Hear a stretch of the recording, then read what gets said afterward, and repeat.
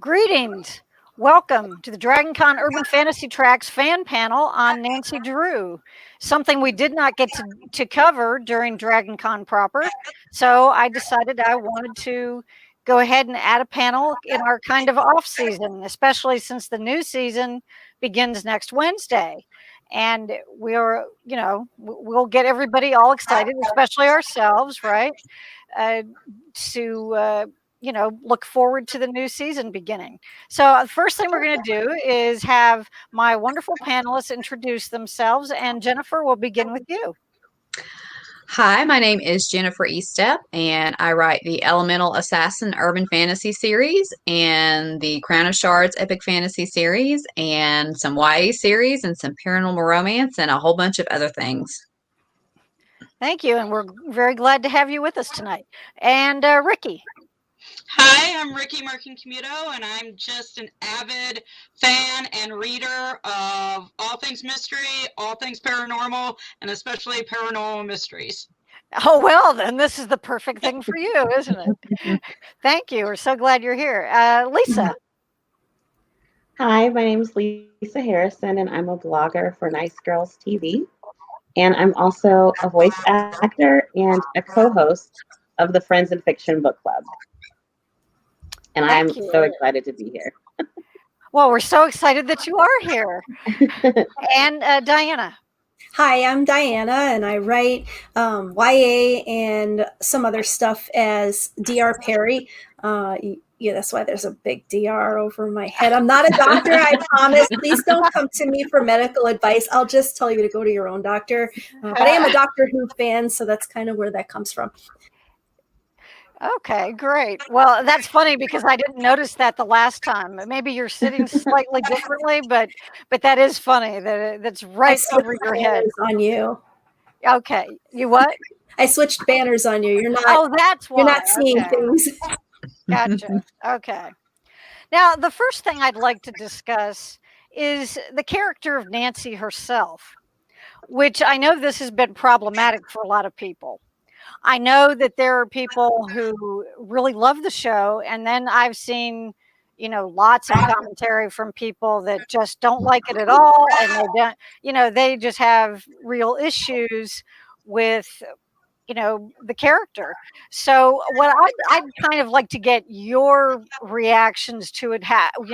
What do you feel as though this is a presentation of the character, a version of the character that you can really get behind, or, do you have some issues with it? And Jennifer, we'll start with you. I really like it. I think we've all probably read some Nancy Drew books when we were younger. And I remember reading, not just like the classic Secret of the Old Clock, Nancy Drew kind of books, but there was a series, I guess maybe it came out in the 80s or the 90s. That's how old I am. Where Nancy was like jet setting everywhere and solving mysteries. And I read and reread those books out of the library. And so when I heard that they were doing a Nancy Drew show and it was kind of going to be in the vein of Riverdale, I thought, that sounds pretty cool. I want to check it out. I was a little hesitant about the ghost element because I'm not usually crazy about ghost stories, but I love the ghost element. I think it fits in so well and just gives the show a really spooky vibe. And, I think Nancy is a great character on the show. She's complex, and it's like she really can't help herself from getting involved in other people's business. Well, she doesn't always make the smartest decisions about going in the creepy haunted house and things like that. But for me, the show, it's kind of similar to Veronica Mars in a way, and I'm really enjoying it. Good point. Yeah, Veronica Mars was one of my favorite non-genre television shows over the last several years. I mean, like the last decade. Me too. That's like my all-time favorite television show is Veronica Mars. Is it really? Oh, well, we'll have to do something I love with Veronica Mars. Just because we'll do something with Veronica Mars. Yeah, we could. I also grew up reading all of the Nancy Drew books. I mean, I read the hardcovers. I read when they switched to paperback. I read the Nancy Drew files, which I believe is what you were talking about, Jennifer. The Nancy Drew and Hardy Boys Super Mysteries were my favorite. I've read some of the recent comic books, and in all of those, Nancy does change with the times. You know, the book started out in the 30s, and she did change as they went on, especially with those ones that came out in the 80s and 90s. They were much more contemporary. So I think this is just the newest iteration of Nancy's character.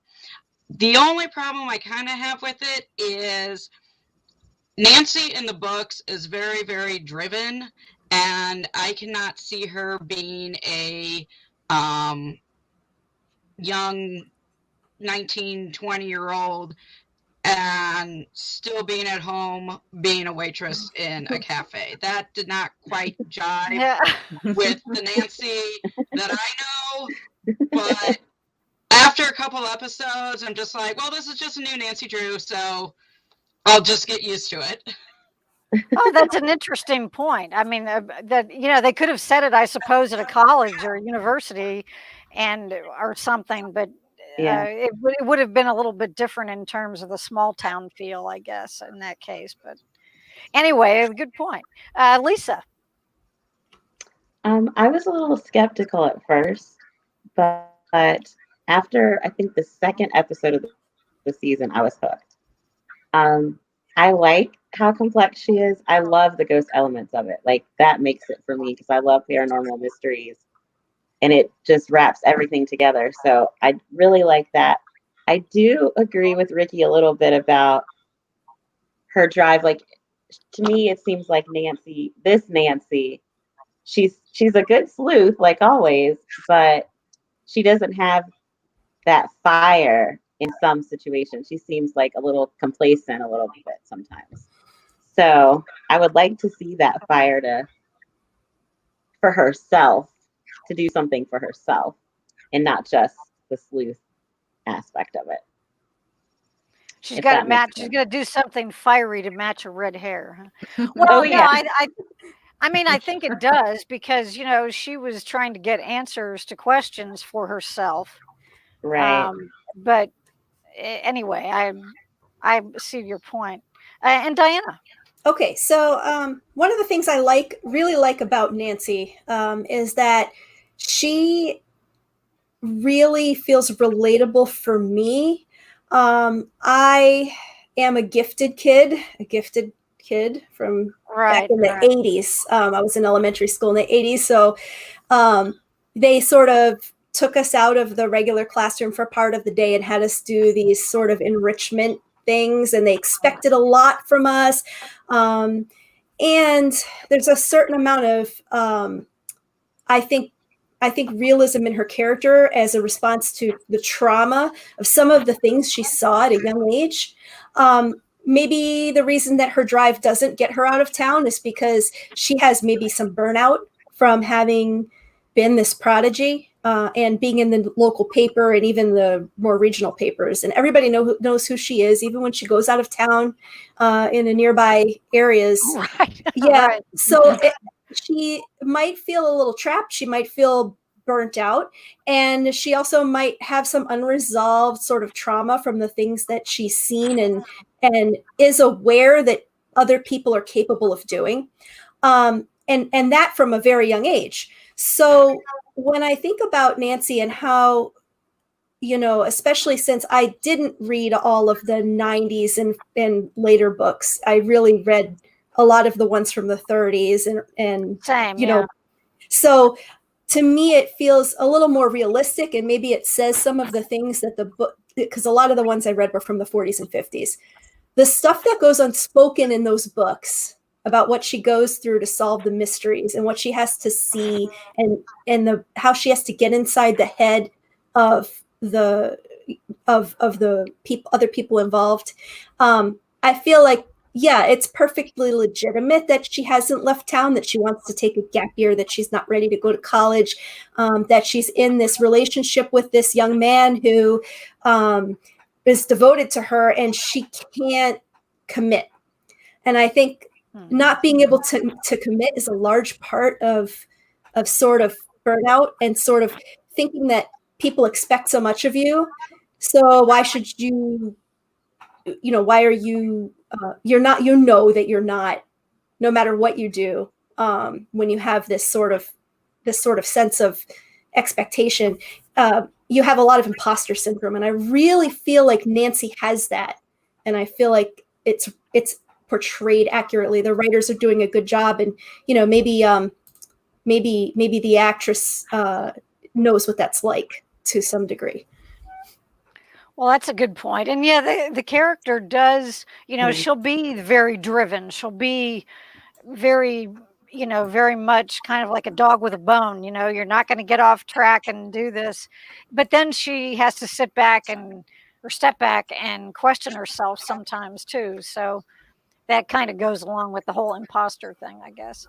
And this Renita, who's one of our regular viewers, thank you, says that she got introduced fully to Nancy via the PC games, which is very interesting to me because I had no Nice. idea there such a didn't thing either. even existed. And yeah, so that, hey, that's unique. Now we're gonna go.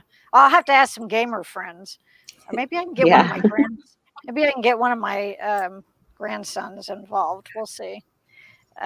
They enjoy that stuff, so we'll see. Now, aside from Nancy, unless she is the answer to this question, this is actually kind of a two-part question. I want to know who your favorite character in the show is. And if that's the same person it's been from the beginning, or did that kind of morph over the 18 episodes? Did it start out as one person and become somebody else? And also, one of the things we used to discuss a lot, and Lisa, you may have been involved in some of these. Either I don't know that you were on the panels, but you may have seen some of them. We used to talk about this like almost every year about Teen Wolf. The adult characters on that show, the more recent show that was on MTV that just ended a few years ago, the adult characters on that show were just great characters. They weren't, kind of caricatures. Well, except for Coach, but he was supposed to be. So, and what I kept thinking about that while watching this, and then when I was rewatching it, to try to get a sense of the adult characters. So, who's your favorite character on the show, and what's your opinion of the adult characters? And Ricky, we'll go with you this time first. Okay, I'd have to say my favorite character is George. She was always one of my favorite characters in the book, and I do love what they did with her character for the show. She's just so acerbic, and I just love her. And her sister's really cool too. I don't particularly like that she and Bess are no longer cousins, because I think that takes a little bit away from the threesome of them and Nancy. But yeah, George is great.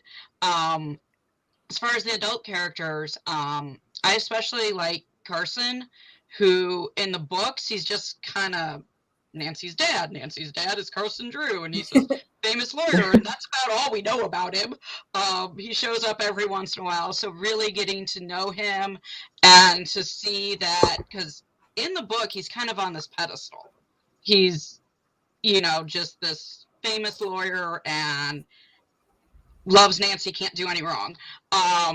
Well, in the show, he obviously still really, really loves his daughter, but he does have a lot of flaws, and we get to see that, and he becomes an actual person rather than this kind of off-camera side character who just is there every once in a while.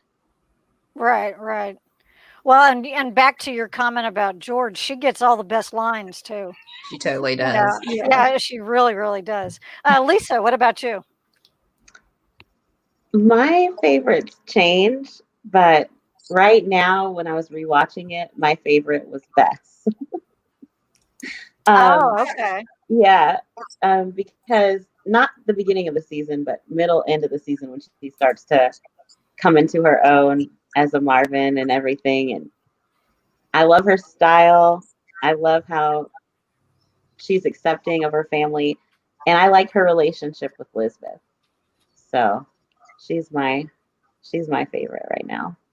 And as far as the adult characters go, I agree with Ricky. I really like Carson. I think Scott Wolf does such a great job of bringing him to life. He's more than just Nancy's dad. Like Ricky said, there's so much more to him. And when we find out the big secret, knowing everything that he did for Nancy, it made you like him even more, you know? Yeah. And I think Scott Wolf does a great job portraying, he really does. And he gets in a few good lines of his own too. I've got some of his quotes. There, one that was actually kind of funny. It's from one of the episodes near the end. He says he's telling Nancy. He says, "Your memory is relentlessly specific." So I thought that was pretty good. Coming from a lawyer, I thought that was pretty yeah. Diana, what about you? I started and I was like, oh, George is really cool. And then I was like, no, you know what? My favorite character in the show is Ace. Yeah. Ace is just so chill. And at first you just kind of think, oh, this is the guy who's just kind of coasting through life in this town and sort of an underachiever, but a good-natured one. And then we find out about his father, and he knows sign language, and he, when you see him when he's got a girlfriend, at one point his girlfriend's come back into town. He's very passionate. He's like a still waters run deep kind of guy. And I like that there's a character like that kind of character on this show. I think it's a good contrast to how sort of like desperate and hyper Bess can get, and they're best friends, so that works. They're kind of playing off each other that way, where he's kind of like the chill one, and she's the one who gets anxious about everything.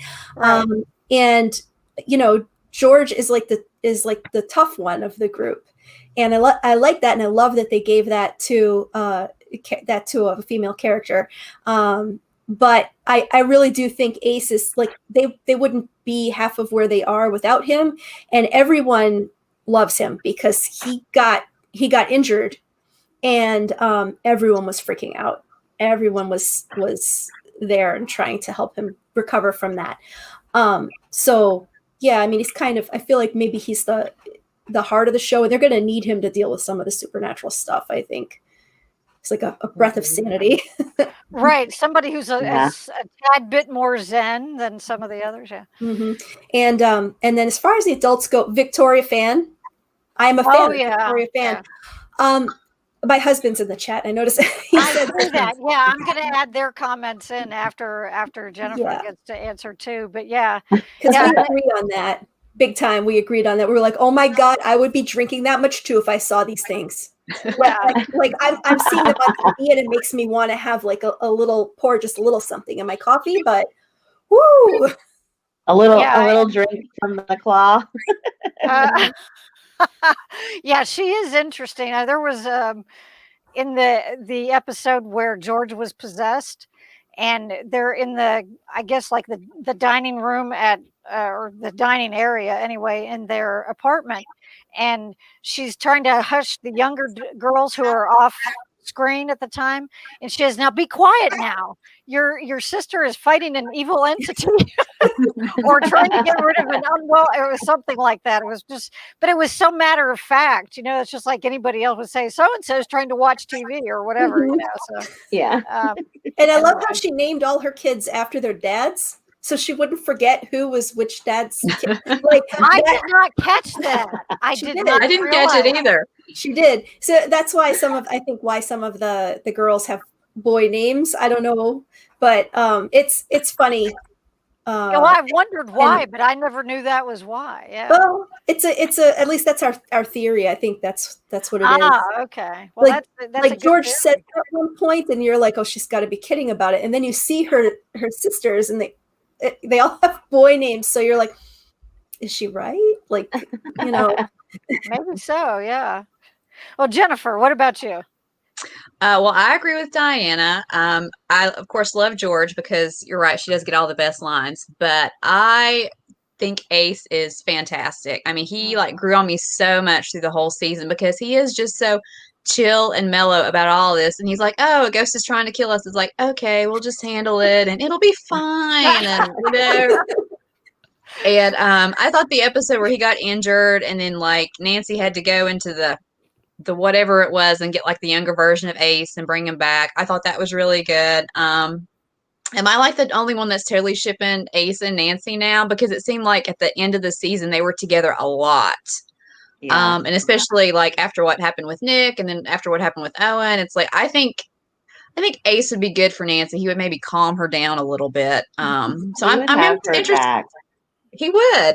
So I'm interested to see if they do that this season with their relationship. As far as the adult characters, I really liked Adam Beach's sheriff, but I think that they've Oh, written yeah. him off somehow. Yeah, he's moving to Augusta with his family. Okay, so That's what he told Ace anyway. So yeah. I'll be interested to see about the new detective that they're bringing in. Looks like more of an antagonistic role for Nancy. Right. I like Aunt Diana a lot. She's another one who gets so many good lines, and you know her style is fabulous. And then I also think Ryan is really an interesting character. I mean, at the beginning of the season, he is just awful. And I was wondering, kind of as the season went along, why do they keep him around on this show? Because he wasn't. Right. Well, no, I mean, because after kind of what happened with him and George, and yeah, Nancy is investigating why his wife was murdered, but it didn't seem like he had that much to do with the story. But then we got to like the last 3 or 4 episodes, and like everything happened, and like Everything, the yeah. writers, yeah. yeah, they did like such a fantastic job of like tying all those threads together, and then you see why he's like so important to the story. So I'm really interested to see what they do with him and Nancy and Carson in the new season. Yeah, and One thing I thought was so interesting about that is like it seemed so perfectly wrapped up, but there were still 4 episodes left of the season that we I didn't, know. they had to cut season 1 short because of COVID. So even though it seemed like a perfect season finale, that episode wasn't written as the season finale. right. It makes So, me wonder what else could have happened in 4 episodes. Because to me, it was like perfect ending to the season. Well, they ended they kind of gave you closure on Lucy Sable's story, but we True. still don't know, what's going on with Yaglaika and all that. So I'm sure that's where they're going to be picking up for the next one. And we have a comment here that Renita said that she totally ships Nancy and Ace, or she would. So there's that. Now, and Diana pointed out this is her husband. He said he loves the George episodes with her crazy mom. I mean, I would drink that much too. We probably all would, James. Yeah. If that were the case, and that's actually not an uncommon trope that you see that either in urban fantasy or with people who have these heightened abilities, that if they are slightly either slightly or very high or drunk, they don't have to worry about it quite as much, seeing that stuff. And then Renita says that Bess is her favorite, even though that she starts out of a sort of a scammer. She comes into her own once she finds her place with her family. So kind of, and it's always cool to me to see a variety of answers. It's not as though everybody gives the same answer. But and I agree with people that those of you who picked Ace, in terms of in the first couple episodes we think, okay, he's just kind of he's the good-natured stoner guy who works in the kitchen. I mean, seems that's like a the total vibe. stoner. But that's the vibe he's trying to give off on purpose so that he can do what he's supposed to do. And we find out how much more there is to him. So I think they've done a really good job with that character. And that kind of leads into my next question, which is about the group dynamic amongst them. They call them the Drew crew after, which after the first couple of episodes, they managed to kind of meld that together, the different relationships. What are some of your what are some of your favorite relationships, or what aspects of this dynamic do you appreciate in terms of the narrative of the show that make it, more interesting, and that you feel as though you can identify with it? And Lisa, we'll start with you this time. Okay. The first part of the season, I did like Nancy and Nick together, but as it progressed, I'm glad they're not together anymore because I really like Nick and George. Yeah. But going back to the original, Definitely. I liked how Nick was there for Nancy. You saw that he was a good guy despite everything that she was going through. And I think they were better as friends. And I'm curious to see where George and Nick will go, because I think he's good for her. And we saw towards the end that she's got, she really has some deep-seated issues she didn't know that she had, that she needs to resolve in relationships, because the only relationship she learned was to be like a mistress. And, Right. like she said, I've always been the girl you hide and not the girl you take to dinner. So seeing her go through that realization and to know that she can move forward and get what she deserves, I'm so looking forward to that next season. Like, I really want to see where they go with those two. And then Ace and Nancy, like, they're great sleuths. I love the sleuthing. Yeah, But yeah. now Timbers put it in my head now, and I'm like, I wonder. So now I've got that's that what's in on my your head mind. too. Okay. And Diana, then, of course, Oh, I'm Bess sorry. and Lisbeth. I love them. With who was that? I'm sorry. Bess and Lisbeth. I love them Oh, okay. together. That's right. Okay. Yeah. Yeah, and that's going to be a problematic relationship, just given Mhm. their particular positions, and that's They're going to have interesting. some challenges next season, but I hope they can, make it through. One can hope. Diana. Okay, so I was going to mention Lisbeth and Bess. And so Bess is under a lot of pressure to fit in. And especially now that Owen has passed away, I think her obligations to her family are going to grow. There's going to be power struggles in that family, and she's going to get caught in the middle, and she's going to sink if she doesn't learn to swim. Lisbeth seems to be in the know about families like this, what they're really like, which Bess is sort of innocent to. And I think that Lisbeth can help her a lot, but we already saw Bess set aside a mentorship because she realized the mentor was attracted to her and interested in pursuing her. And she didn't want to jeopardize her relationship with Lisbeth. And I think that was wonderful to see her be this honorable person. But being in a family like that, she could get eaten alive that way. And unfortunately, the now Aunt Diana has seen this. She showed her hand. So now she's trying to get her to spy, and it's going to be a really hairy situation. It's going to be interesting to watch, but I kind of worry about them, and wonder if it's really a relationship that's going to stick around because of that. And I want it to stick around. I like them. I think they're adorable. But the actors, the actresses have chemistry together, and they really convey the relationship well on screen.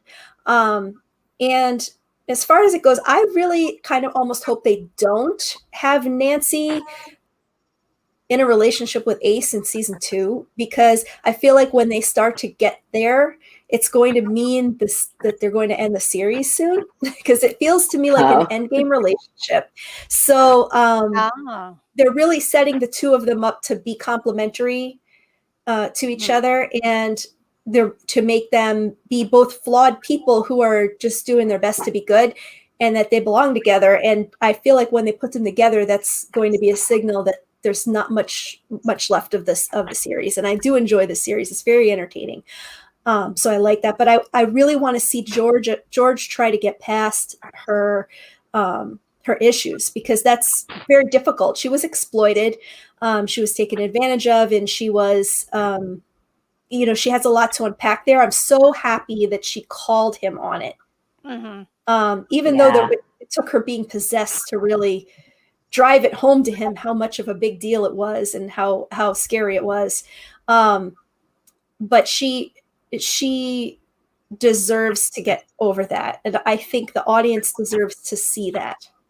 So, but I feel like their trauma, even though everybody in the Drew crew has different type of baggage, that they all recognize each other, they see each other, and they are supporting each other through that, in addition to all this crazy ghost stuff that just keeps happening all over the place. So I do like them, and I'm glad that they're a group. I like their dynamic so far, and I can't wait to see what they do with it further. Great. Jennifer. I agree with a lot of what Diana and Lisa said. I am all for like a slow burn Ace and Nancy in-game romance. I'll just put that out there right now. Maybe they'll put her with like the new detective this season. I don't know. If they have a shipper name, I need to know what it is so I can like start hashtagging it. Yeah. The thing that I like about the Drew crew is they all kind of have their own distinct role. And, like Diane and Lisa have said, they all kind of complement each other. Like George is the snarky one, and Nick is like kind of the cheerful one, and Ace is mellow, and Bess is kind of uptight. And then, Nancy is kind of like, can be the driving force sometimes behind their investigations. But I think they really just complement each other so well. I'm really invested in all the relationships. I'm interested to see what happens with like the Hudsons and the Marvins and like the family feud this year. I'm also really interested to see if like Ryan's father, I forget his name, learns that Nancy, is it Edward? Everett. Everett. Yeah. If they come out that Nancy is his granddaughter, and then how that affects his relationship with her, and then Carson, and it's just like a whole big tangled ball of lies and intrigue, and I am definitely ready for it. And one thing that I also hope that they address this season is like how the Claw actually stays in business when it doesn't ever have any customers and it gets attacked by ghosts like every other week. Yeah, I just want to know how they stay in business. Yeah, all their business takes place off screen. That's right. I guess so. Yeah. Ricky. I did not like Nancy and Nick together. I don't know, it just felt like they're together because Nancy's supposed to be with Ned. And by the way, I really like how they managed to, within like the first 10 minutes, explain why his name wasn't Ned, because it really is, but no one this day and age is going to go by the name Ned. So I like how they explained why his name was Nick. But anyway, I just didn't feel like those two had chemistry, and I really liked when they broke up and Nancy went with Owen and Nick and Bess get together, and I really, really hope they keep those two together. I'm so worried that in season 2 they're going to break up because who knows, one of them needs to go on to like the next person, and I just really hope they don't have a whole bunch of love triangles and relationship hoppings that you sometimes see in some of these shows. I don't really know about Nancy and Ace as more than friends. I think they're great as friends. I think there's somebody probably out there for Nancy, but we haven't really met them yet because she does not really know who she's looking for yet. True. And well, one of the things that struck me, and one of the things that struck me is that, in the beginning, well, in the first episode when Tiffany Hudson is murdered, that they all kind of band together simply because of the fact that they're trying to, they're supposed to be clearing their name, so they're all going to band together to work on this. But then after that, I mean, even after they're no longer considered suspects themselves, they decide to, keep doing it. And so it's almost as though they're like, well, look, we're helpful. I think at one point, George even says something like that. She's like, admit it, we're of use, to Nancy. And You know, so it was kind of cool to see that as a group, you get these people who either didn't know each other, you know, a year earlier, or they have an unpleasant history like George and Nancy, and yet they can still, you know, get past that to do some things that are really important. And I appreciated that aspect of it. I think it just made it more interesting, because you know, you can't sustain a series where you have conflict between the major players forever. Not when you're supposed to find them all sympathetic. To me, you just can't do that. I don't think it works out well. Let's see. Now, we had some big reveals. Of course, I mean, this show was full of big reveals. We've got Karen, you know, ton. Karen. Yeah, we've got the whole thing with Karen supplying the poison. Oh yeah, by the way, anybody who happens to watch this later, we should tell them that, you know, there are spoilers. Yeah. If they haven't seen the whole, Spoiler alert. yeah, if they haven't seen the whole series or the whole first season, they might want to get back. But and then, you know, all of the events around Lucy's death and Nancy's parentage, who the killer actually is, and were any of those to you, were you surprised by all of those, or were any of them something that you kind of saw coming right before they, or maybe not right before they revealed everything, and or, you know, were you pretty much surprised by each one of them as they progressed? And Diana, we'll start with you. Okay, so I saw right away that the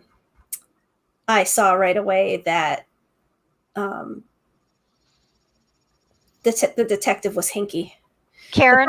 The fact that she got into a relationship with Carson so soon after her best friend's death, she knew a lot more than I think anyone let on.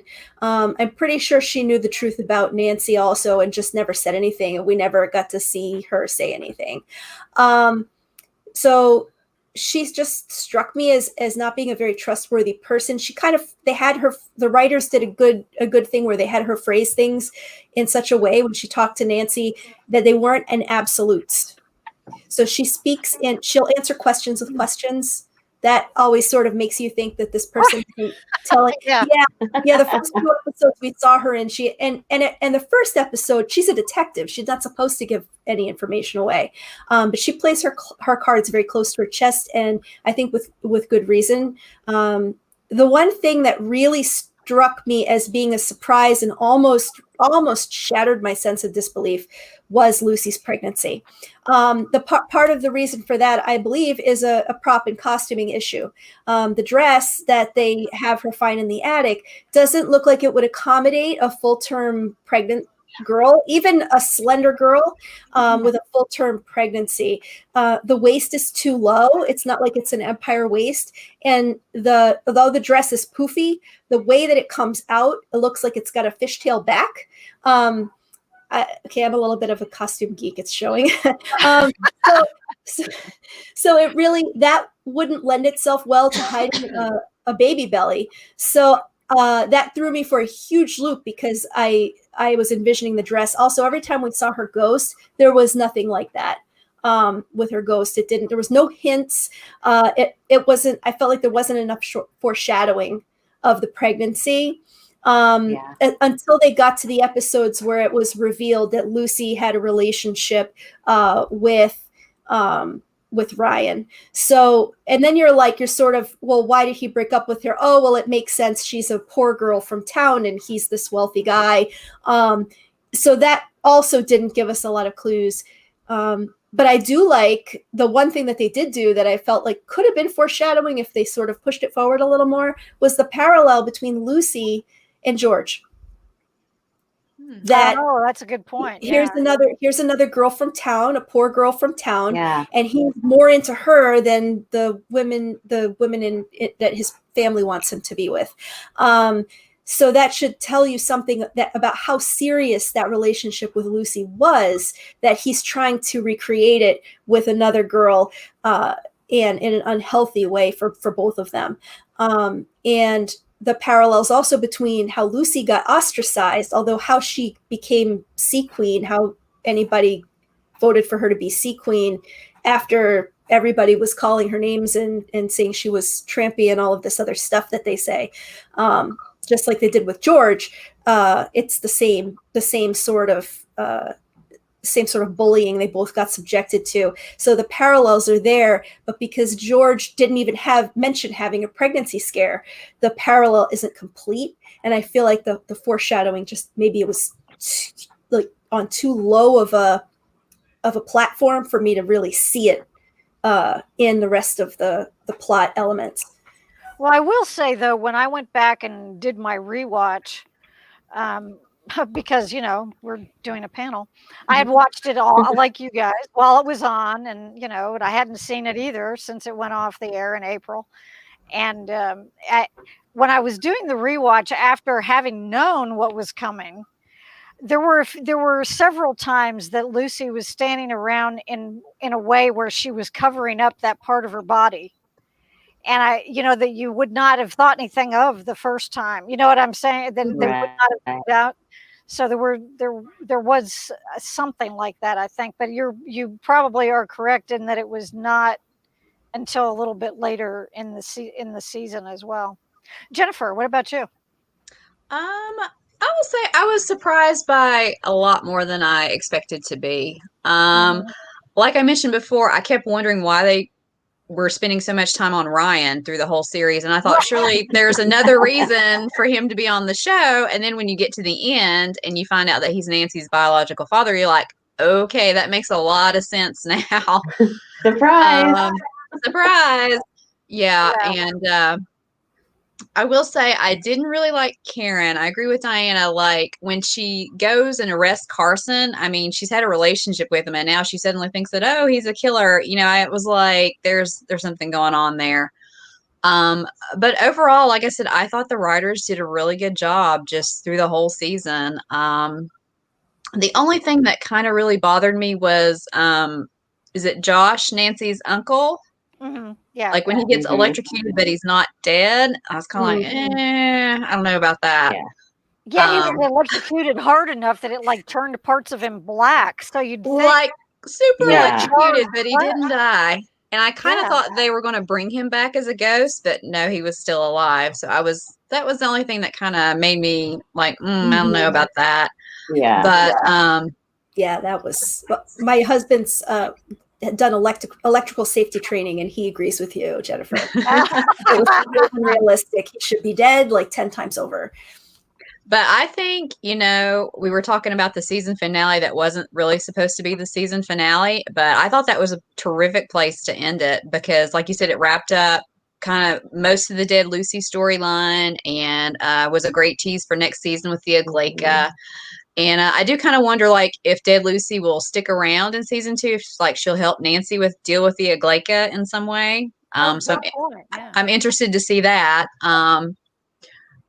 But yeah, I mean, I thought it was fantastic. Like I said, especially the last 3 or 4 episodes, I thought were just terrific. Like, especially the scenes where, after Nancy realizes that Ryan is her dad, and I think they're driving in a car somewhere. And like he just like keeps questioning her, and he wants to know more about Lucy and this, that, and everything. And then she finally just like blows up and tells him the truth. I thought all that was fantastic. Yeah, at that point she just can't keep it back anymore. Well, and that was at the party that she had the ill-fated party. And it was kind of unfortunate that Ryan had made those comments about when she had asked him about doing the ritual.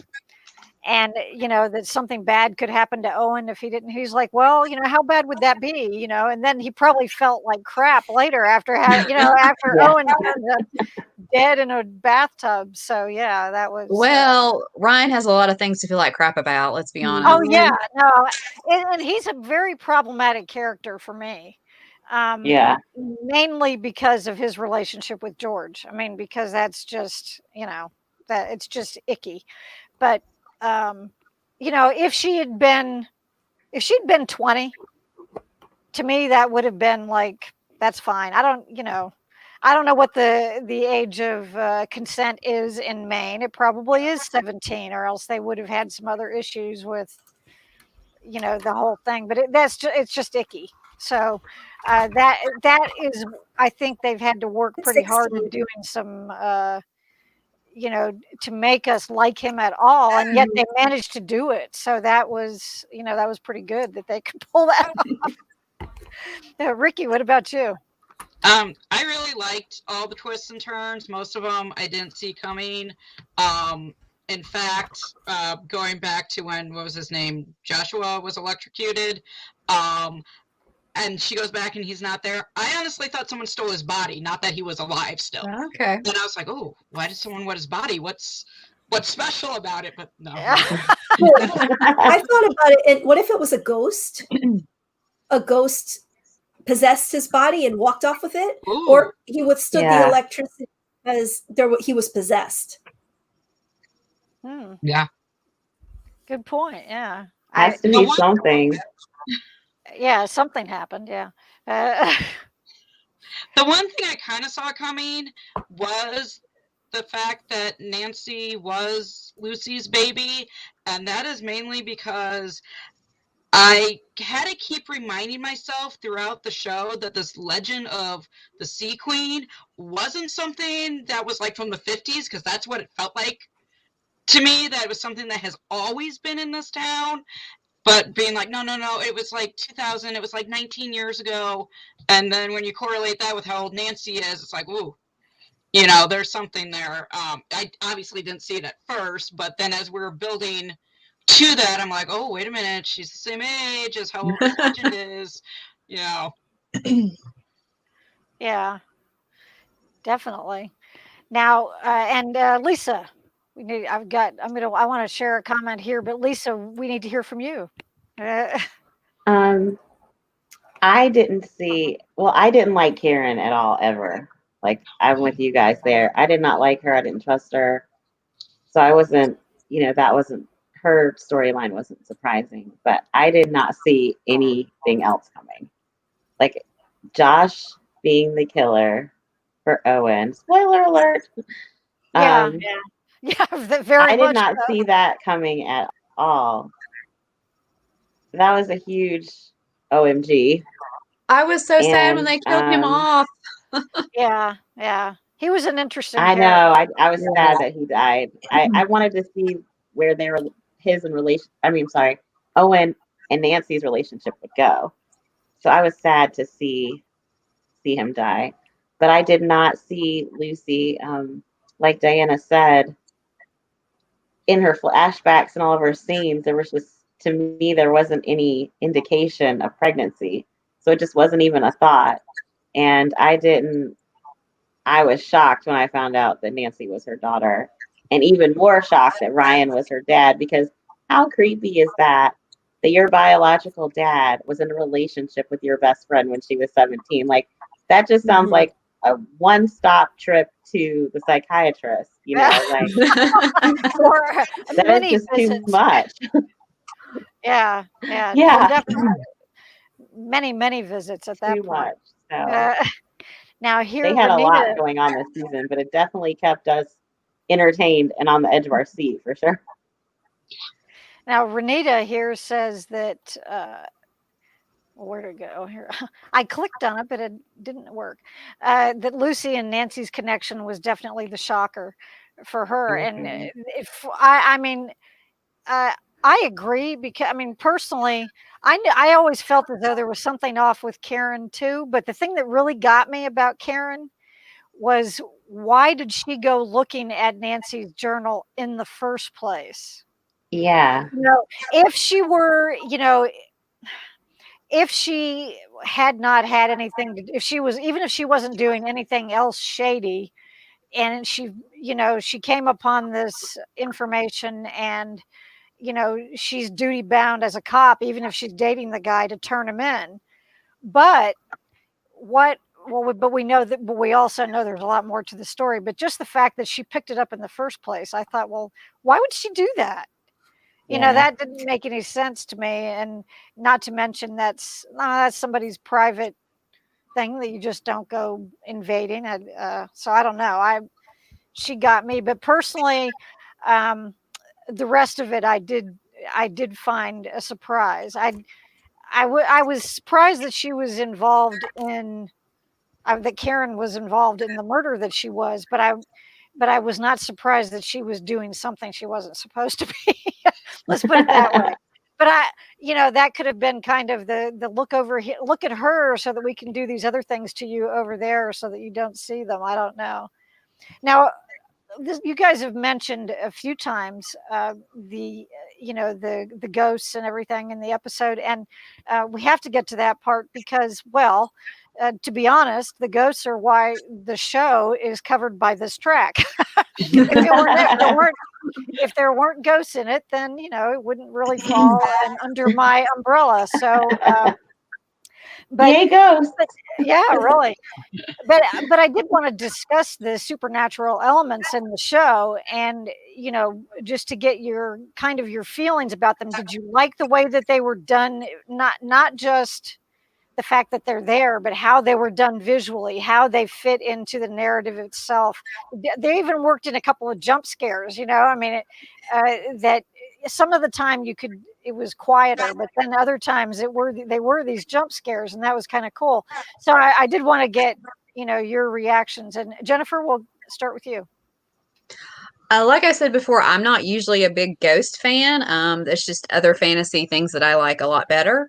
But I love the ghosts in Nancy Drew. I think they add so much atmosphere to the show, especially in this like sleepy, creepy little Maine town, like where all these rich people are and there's all these secrets. And ghosts just seem like the perfect fit for all of that.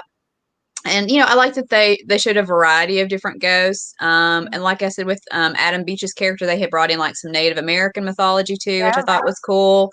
So I'll be interested to see what they do with the ghosts in season 2. And how, especially like how the Agleka ties in with the Hudsons and the Marvins and that sort of a thing.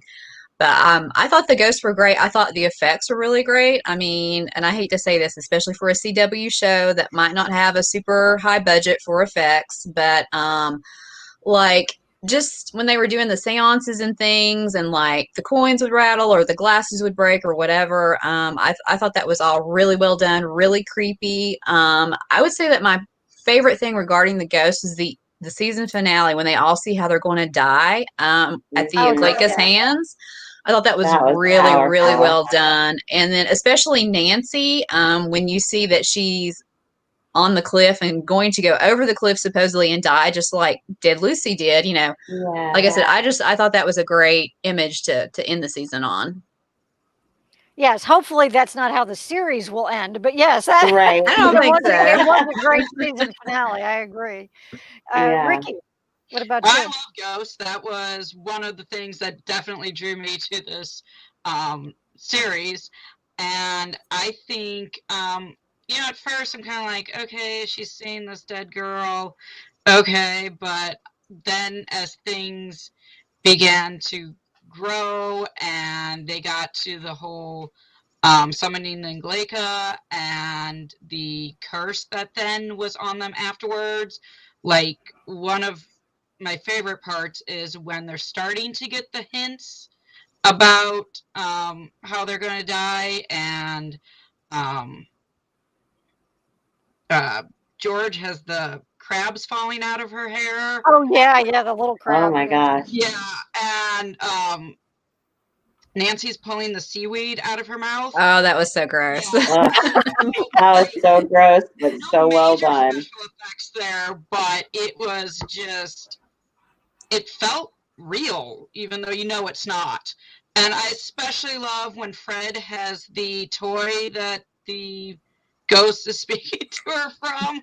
That was cool. Oh yeah. That was good. Yeah. And when the both parts light up, it's only supposed to be one or the other, but when they both start going up. So yeah. Lisa. I agree also. I thought the whole supernatural element was really well done. I didn't expect, I saw from the trailers before I started watching that I knew it was going to be dark, kind of like how Riverdale was dark, but I didn't expect the jump scare. So I jumped quite a few times, and I'm like, I can't believe I'm jumping watching Nancy. You're like, what But is this? Nancy Drew or The Haunting of Hill House, right? I know. What am I watching? But I loved it. I thought it was really well done, and the season finale was just, it was so, they did such a good job. The ending scene, like Jennifer said, with Nancy on the cliff, it just like, it took my breath away because I'm like, that it's just Lucy again. It was just full circle. You know, it just was like a complete full circle. And I thought the writers did a really good job with how each person saw themselves, like how they would die, you know, Right. and with, I liked that they had George and Nick together for their scene. Yeah. And I feel like maybe that gave us a little hope that they'll last because they'll be together. But I thought the ghosts were really well done the whole time. There wasn't anything, it wasn't overdone and it wasn't cheesy. So it was just like the right amount of creep-tastic value that we like.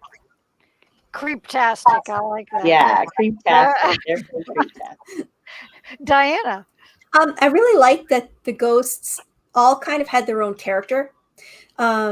They didn't do the exact same effects for each ghost, and the characters, the living characters, recognized this, and they learned to recognize, oh, this is a dead Lucy thing. You know, they could identify her versus Simon, the entity that was in the hidden staircase who abducted Ted. Right. You know, they could tell that Lucy wasn't in that hidden room in the asylum. Right. They knew that wasn't Lucy. It wasn't her doing, so they weren't blaming her for it. They knew they couldn't figure it out by thinking about Lucy. They had to look elsewhere. And it was conveyed well enough to us, the audience. And I might be a little biased because I'm currently writing a work in progress that features ghosts, and they are very much their own characters. And their ghosts are around in this show for particular reasons, and very personal reasons. So I really like that they're more than just spooky and more than just something there to be a plot device. They have their own sort of emotion that defines them. And I like that really so far they haven't written two of them exactly the same or even similarly enough that it's just another ghost. It's the ghost of the week. No, they're uniquely scary, and they're uniquely also sad, because I feel like when you do a ghost story right, there should be an element of sort of sadness or regret, or wow, that was a horrible event that made this ghost. So I really feel like they did that very well, and I want to see more. I want to see more ghosts. I want to see what they come up with, because there's so many ghost stories just out in the world, and I'd love to see their take on them. Yeah, well, I think it's going to stay. Go ahead. I'm sorry. I actually want to see like the little historical association they went to in the latter part of the season. Oh yeah. Like I hope they bring in like maybe another adult character who knows more about the mythology of the ghosts. I think that would be interesting. Yeah, That would be because cool. that keeper is she's an interesting character to begin with. Mhm.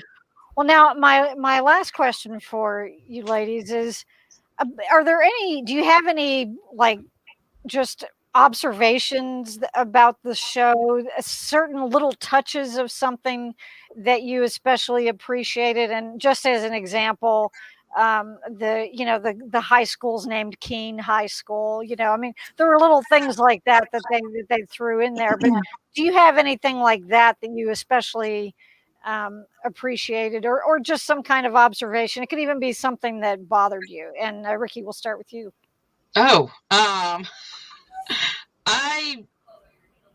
like I said, one of the things that did bother me is the fact that George and Bess are not cousins. Part, yeah. Yeah, obviously there's reasons for that. Right, they can't be in the show. Yeah, the whole story if she and George were cousins, but it just, at least at the beginning, seemed to take something away from the dynamics of the group.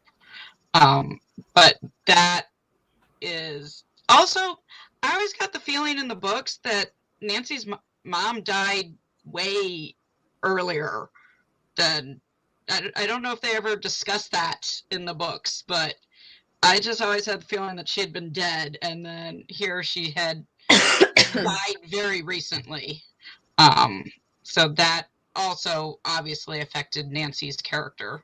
Well, that's interesting, and I don't remember that because I mean I read the books when I was like 10, and that's a long time ago. So yeah, but that's interesting point, Lisa. I can't think of anything that bothered me that stands out. But one thing I do appreciate the show as a whole is I love the diversity of it, and I love the strong female characters. I like that each character is unique and they all have their own story, and it's not the same.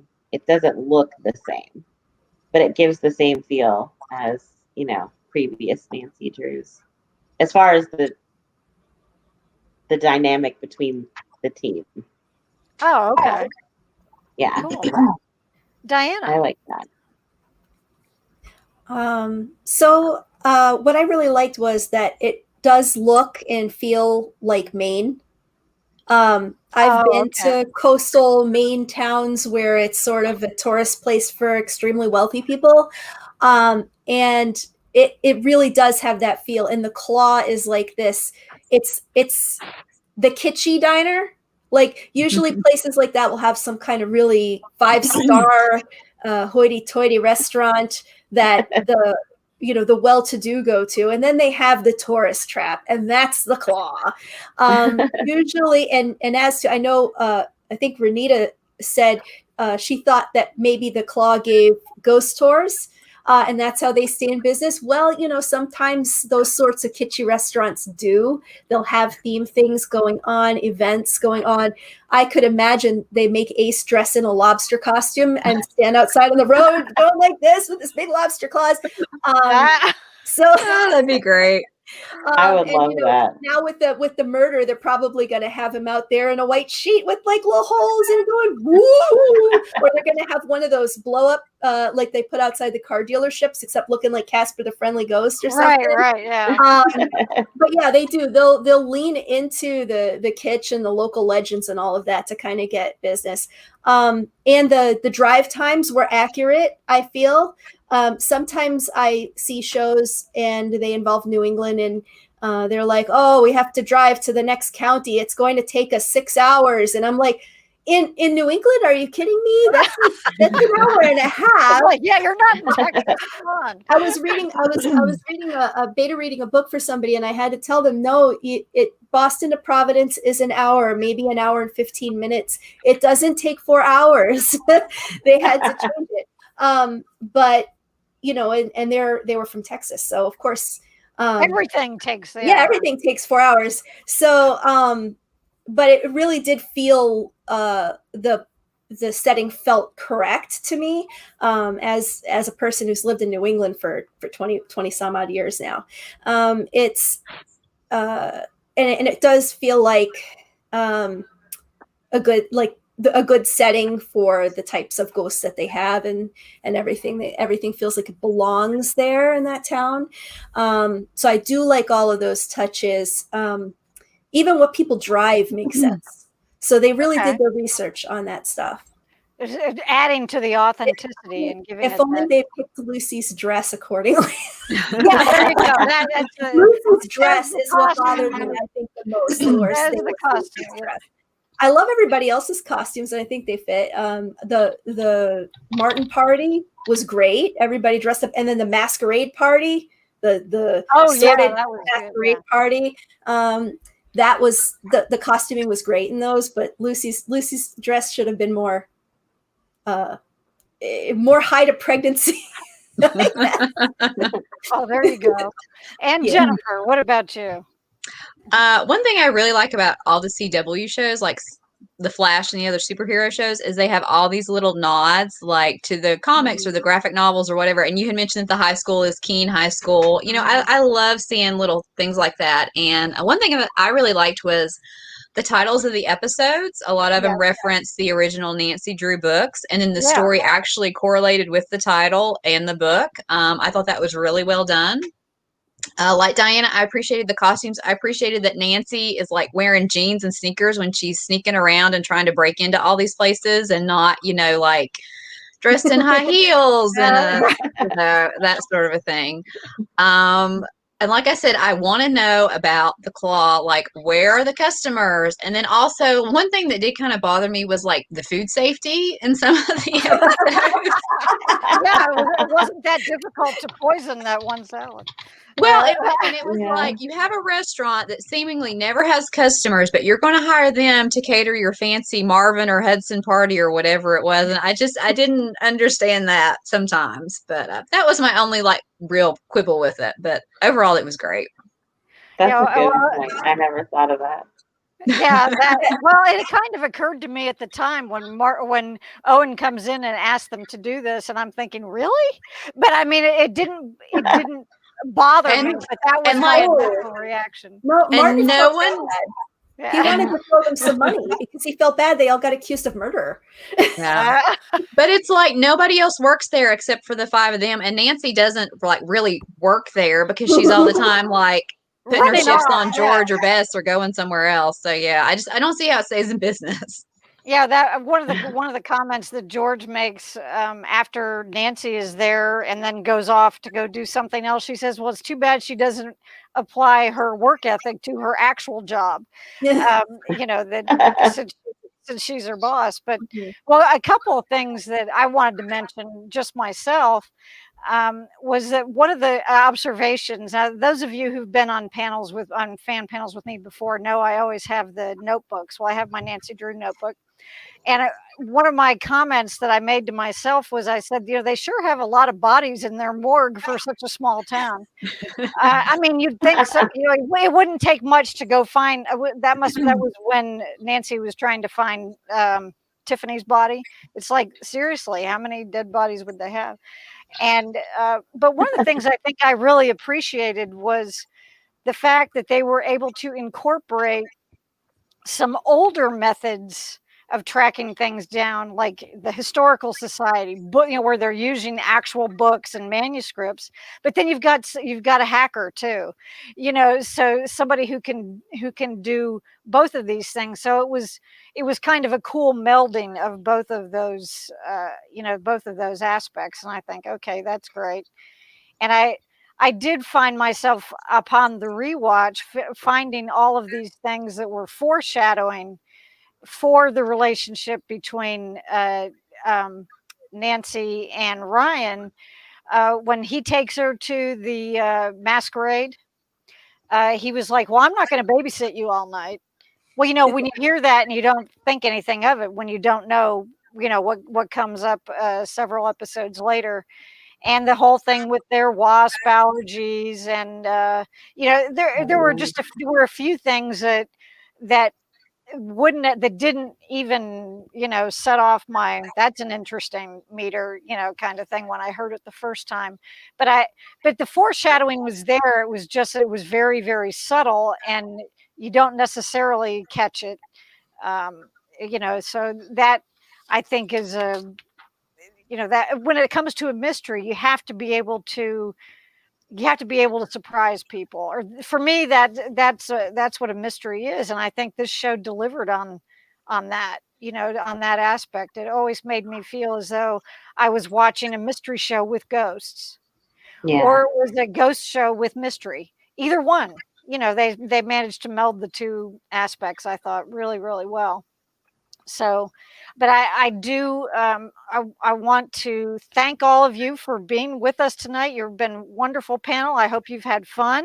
I want to thank our viewers, people who've been here watching with us. We will have many who will watch otherwise later on their own. And feel free to leave any comments either on our YouTube channel in the comment section, or on the Facebook post where the link has been shared.